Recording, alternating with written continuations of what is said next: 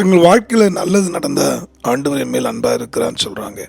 ஆனால் தீங்கு வந்தால் கர்த்தர் என்னை மறந்துட்டாருன்னு சொல்கிறாங்க. அப்படிப்பட்ட நிலைமையிலே வாழக்கூடிய மனிதர்களுக்கு இதோ தேவனுடைய பக்தன் கொடுக்குற ஒரு அனுபவ சாட்சியை வார்த்தையாக கேட்போமா?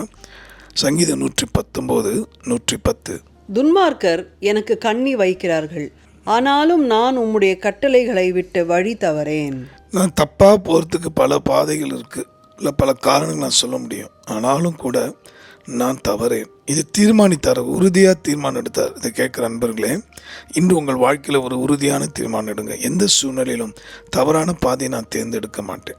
எவ்வளவுதான் துன்மார்க்கராகிய மனுஷர்கள், நம்பி துரோகம் செய்தவர்கள், இப்படி பல காலங்களில் எனக்கு தீங்கு செய்தாலும் நான் ஒருபோதும் என் தேவனுடைய வார்த்தை விட்டு வழி விலக மாட்டேன். இப்படி ஒரு தீர்மானம் எடுப்பீங்கன்னா கடைசி வரைக்கும் உங்கள் பாதையில் வெளிச்சம் உண்டாகும்.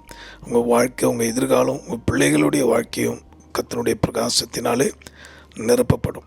இந்த நன்மை பெற்றிட இதோ அவரை நோக்கி வேண்டுதல் செய்வோமா? அன்புள்ள ஆண்டவரே, இன்றைக்கு கண்ணி வைக்கிற துன்மார்க்கர்கள் நிச்சயமாய் தான் வெட்டின குழியிலே அவர்களே விழுவார்களப்பா.